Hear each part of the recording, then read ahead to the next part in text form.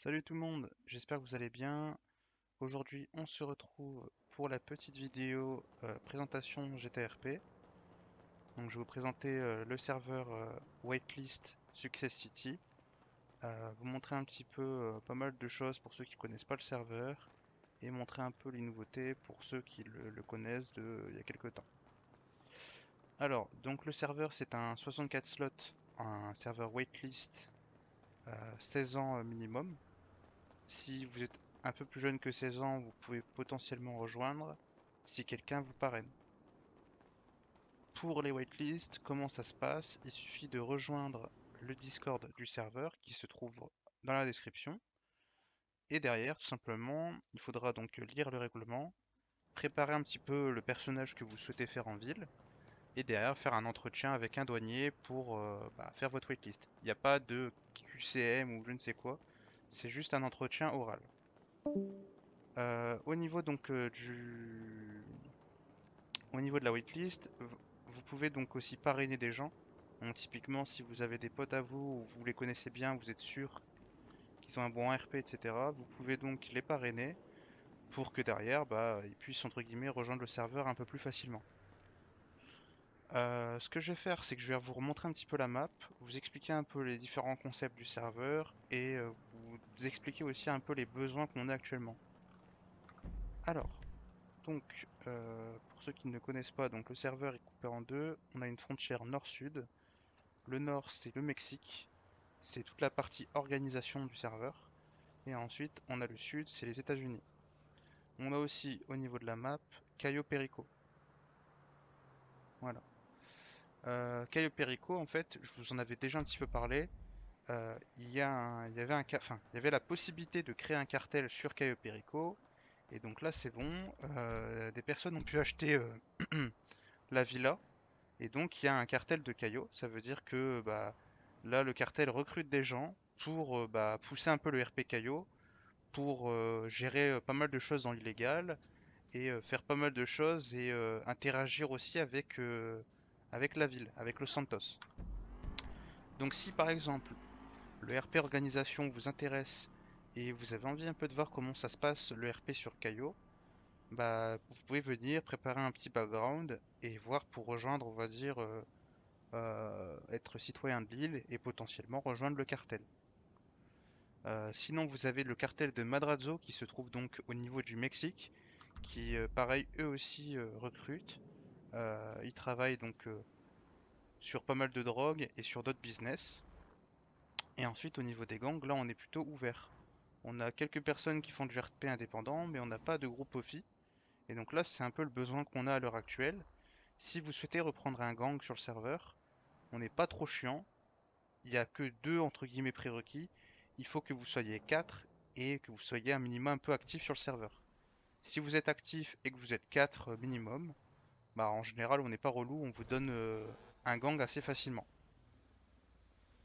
Donc pour un peu savoir, je vais vous montrer un petit peu la map. Vous avez beaucoup de gangs, donc ça veut dire que en fonction de votre RP, vous avez beaucoup de possibilités. Vous avez des gangs avec du lore de GTA de base, mais aussi du gang avec, on va dire plutôt une manta US. Les gangs un peu plus de Chicago ou New York. Donc en fait, vous avez les Vagos qui se trouvent ici, avec le petit mapping qui va bien, etc. Voilà, avec les intérieurs et tout. À côté, vous avez les Ballas. Les Ballas avec le super mapping où en gros tout le quartier est modélisé avec des souterrains, etc. Ça pareil, les Ballas sont à reprendre, donc si les Ballas ça vous chauffe, honnêtement, nous on est preneurs. Vous avez le plus gros quartier du serveur qui est le quartier Families, avec des bâtiments modés absolument partout.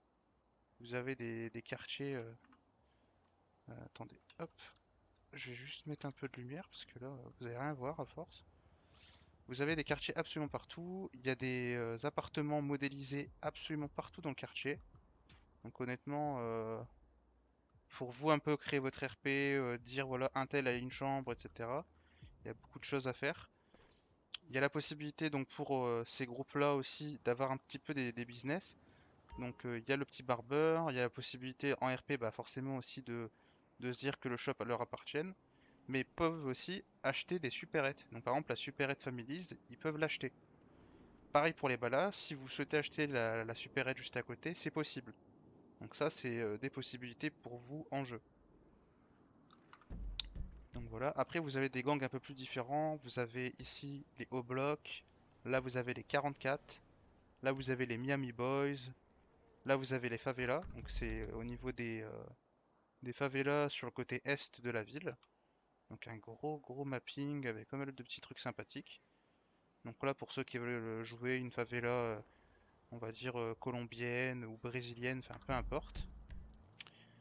Vous avez donc les Miami Boys qui se trouvent près de la plage, parce qu'on trouvait ça sympa de le mettre ici.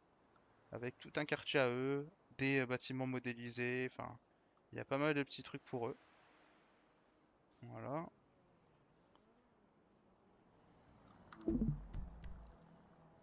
Ensuite, au niveau des organisations. En fait, les organisations sur le serveur, elles sont positionnées, comme j'ai pu le dire, au-dessus de la frontière et après le cartel de Cayo qui se trouve sur Cayo. Par rapport à ça, il y a des nouvelles villas qui ont été mises pour les organisations pour qu'ils puissent être tranquilles. Et ces villas sont à reprendre. Vous avez une énorme villa qui se trouve ici, qui est vachement sympathique, avec beaucoup de trucs. Donc là, bah voilà, vous en avez une très grande qui est sympa. Voilà. Et ensuite, vous en avez une qui se trouve un peu plus vers le côté est, donc au niveau de la côte. C'est le bâtiment qui se trouve là-bas. Donc vous avez deux belles villas qui sont à reprendre. Donc pour des organisations plutôt hispaniques, donc on serait sur du cartel mexicain ou colombien. Sinon, l'autre possibilité, ça serait donc une mafia italienne. Donc voilà, vous avez des super bâtiments, il y a de quoi faire. Donc ça c'est pour la partie on va dire les groupes à reprendre. Il y a vraiment beaucoup de possibilités. Les seuls prérequis c'est être actif et être 4 minimum. Au niveau de tac que je vérifie. Au niveau des jobs, pareil, vous avez beaucoup de possibilités. Que je vérifie tout ça. Tac. Alors vous avez le mécano qui est à reprendre. Donc le mécano qui se trouve ici. C'est le East Custom. C'est le petit bâtiment qui est là. Voilà. Avec des petits kits à faire. Vous avez des tables de craft pour le job. Vous avez l'hôpital qui est à reprendre. La Lespidi, elle est déjà reprise, donc ça, pas de galère. Le Unicorn est à reprendre. Donc on a, pareil, on a un mapping plutôt cool pour Unicorn. Qui se trouve donc là. Vous avez la possibilité de mettre des danseuses dans les carrés VIP. Vous avez une grande table à cocktail. Donc alors attendez, tac.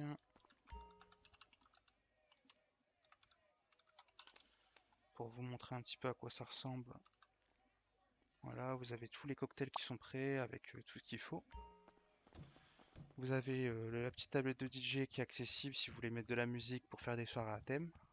Donc ça, petite touche Alt, hop, et voilà.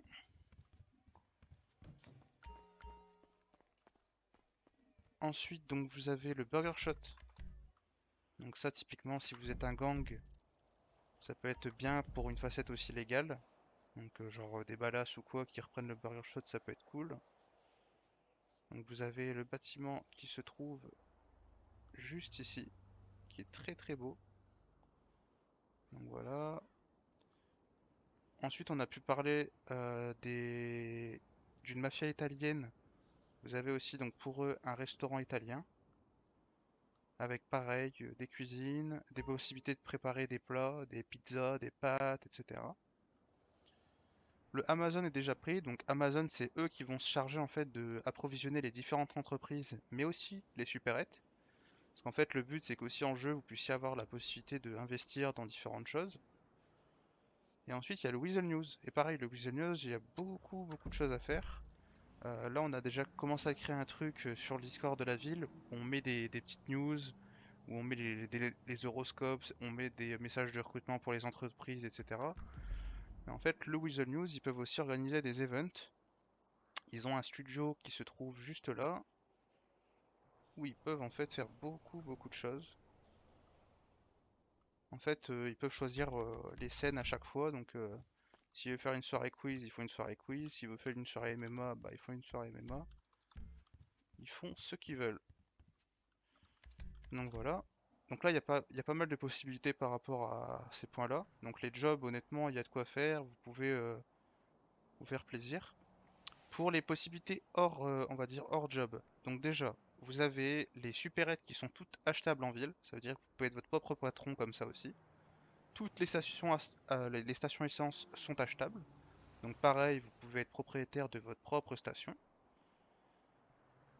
Vous pouvez donc acheter aussi des appartements à l'emplacement que vous le souhaitez, des maisons, des hangars, des parkings. Donc tout ça, vous pouvez vous créer votre petit un peu patrimoine en jeu, si vous préférez. Il y a toute une partie gouvernement maintenant qui gère les dossiers d'entreprise. Il y a un avocat en ville qui s'occupe de recevoir les gens, leur faire des vrais dossiers RP, etc. Donc en fait, c'est cool, ça fait de l'interaction et pas juste, on va dire, une validation de dossier juste par le staff. Donc voilà.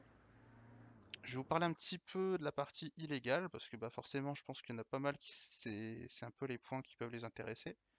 Alors, premièrement, donc sur le serveur, en termes de possibilités d'action illégale, vous avez les ATM, les supérettes, enfin braquage d'ATM plutôt, braquage de supérettes, braquage de maisons, braquage de bijouterie, braquage de yacht, braquage de banque de données. Vous avez donc la possibilité aussi de faire des go fast, forcément. Vous avez un business de gilet pare-balles, vous avez un business de blanchiment, un business d'accessoires d'armes, et tout un système de craft avec une usine pour créer des armes, pour crafter les armes. Il n'y a pas de... Vous pouvez le voir sur la map, hein, il n'y a pas de ammunition, parce qu'en fait les armes sont interdites sur le serveur, il n'y a pas de PPA. Et donc tout se passe de manière illégale, et pour ajouter du jeu, bah donc il faut crafter soi-même ses armes, ou voir avec des gens pour vous les crafter. Donc trouver les bonnes recettes, trouver les différents composants pour créer vos armes, et ensuite bah voilà. Donc ça c'est pour la partie armement. Pour la partie drogue, vous avez donc trois gros business de drogue. Vous avez le business de la weed, qui est un premier business, le business de la cocaïne et le business de la méthamphétamine. Chacun de ces business-là aura besoin de différentes choses, des exigences différentes, donc avoir des outils en particulier pour pouvoir faire ces drogues-là. Vous aurez besoin aussi de cartes d'accès pour accéder aux différents laboratoires. Ça veut dire que voilà, pour accéder à un labo, c'est pas open bar, il faut trouver une carte d'accès pour ensuite pouvoir rentrer dedans. Ça veut dire que tous ces trucs-là, c'est des items. Ça veut dire que ça peut être volé, ça peut essayer d'être récupéré. Ça veut dire que la police aussi peut le prendre sur vous, etc. Donc il y a toute une gestion des items parce que toute la drogue, elle se fait via des items. Bah, il faudra trouver des sachets, il faudra trouver des seringues, il faudra trouver tel truc. Enfin, voilà. Et ensuite, pour tout le craft, il y a des systèmes avec des animations bien sympas. Donc ce que je vais faire au pire, c'est que je vais me TP. Allez, je vais faire. On va tester la meth. Comme ça, je vais vous montrer un petit peu. Tac, tac, tac. La meth, la meth, la meth.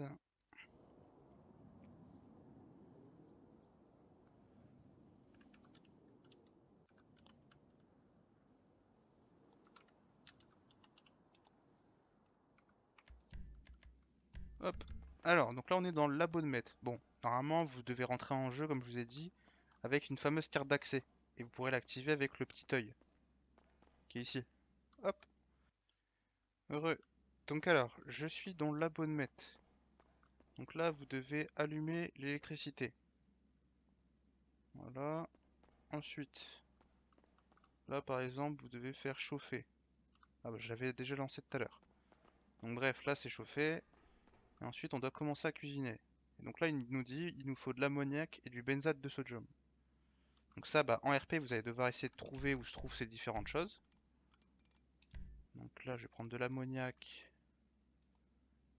Et on a dit du benzate truc de sodium. Oh putain, il y a trop d'items, j'en peux plus.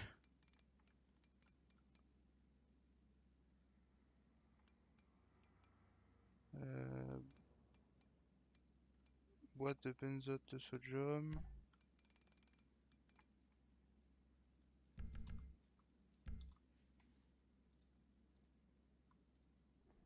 Et voilà. Donc là en fait, tac, ça vous fait une petite cinématique. Et en fait, vous pouvez bosser à plusieurs dans le labo. Limite, chaque personne a un peu sa propre petite tâche. Et vous avancez tranquillement comme ça.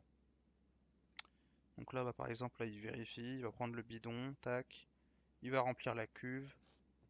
Et donc toutes les drogues sont comme ça. Donc après, donc je vous ai parlé des cartes d'accès. Vous avez différentes possibilités donc de faire des overdoses en jeu pour tout ce qui est perte de connaissance. Donc par rapport à ça, vous pouvez aussi crafter donc tout ce qui est crack, héroïne, et aussi récolter des champignons. Par exemple, le crack et les champignons, c'est aussi des choses qui sont possibles d'être vendues in-game, au moldu. Donc c'est aussi d'autres sources de revenus. Au niveau des consommables, vous avez beaucoup de trucs, donc des seringues, des blunts, des pipes, du LSD, enfin il y a beaucoup de choses. Donc ça veut dire que derrière en in-game, vous avez beaucoup de possibilités. Donc ça c'est pour la partie illégale. J'ai fait un petit peu le tour de toute façon par rapport à tout ça. Je vous ai un peu tout expliqué. Pour un peu refaire le tour, je vais me mettre sur le Discord. Tac. Donc pas de Pôle emploi, vous avez dès que vous arrivez en ville la possibilité de faire des activités qui peuvent vous rémunérer sans job. Donc des activités qui sont accessibles à tous. Le but c'est que vous soyez, peu importe votre métier, mais que vous allez vous faire un petit peu d'argent. Vous pouvez faire 5 activités qui vous rapportent de l'argent. Sur Discord, vous avez toutes les infos. Et voilà. Donc en gros, voilà un peu les grandes lignes. On a encore beaucoup de possibilités pour la partie légale, donc au niveau des gangs, etc. Et pour résumer aussi pour la partie un peu plus légale, je vais parler un peu de la LSPD. La LSPD recrute aussi, donc si vous aimez bien le RP Police, il y a de la place. Vous avez la possibilité de faire pas mal de choses. Ça veut dire que il y a les contrôles de douane, il y a beaucoup d'interactions illégales, donc forcément bah, la police peut faire pas mal de choses. Et derrière, donc vous avez beaucoup de choses aussi en termes de véhicules, en termes de vêtements, en termes de lieux. C'est-à-dire que vous avez par exemple la maison de redressement qui se trouve ici, pour toute la partie, on va dire, petite infraction en centre-ville, etc. Et ensuite, vous aurez par exemple, pour les plus gros délits, enfin les délits plutôt majeurs, vous aurez la prison fédérale. Et la prison fédérale, elle se trouve sur l'eau. C'est Alcatraz, qui se trouve juste ici. Donc voilà. Donc là, par exemple, il y a pas mal de jobs à reprendre, les gangs aussi. Pour la partie organisation, il reste encore de la place. Pour ceux qui veulent faire aussi, comme j'ai pu le dire en début de vidéo, du RP sur Cayo Perico, je sais qu'il y en a certains qui en ont jamais fait ou que ça pourrait intéresser, bah n'hésitez pas. Ça recrute beaucoup, donc honnêtement, si même il y a beaucoup de monde, vu que c'est quand même pour Lille, bah tant mieux, c'est cool. Et donc voilà. Je vous remercie d'avoir regardé la petite vidéo. Si vous avez besoin, n'hésitez pas à passer sur le Discord pour poser vos questions. Et après, je pense que tout le reste, vous le verrez directement in-game. Il y a beaucoup de choses. Il y a beaucoup de blips affichés sur la map, donc à vous un petit peu de fouiller, de faire un petit peu un tour à droite à gauche, voir les voitures, voir ci, voir ça. Et donc voilà.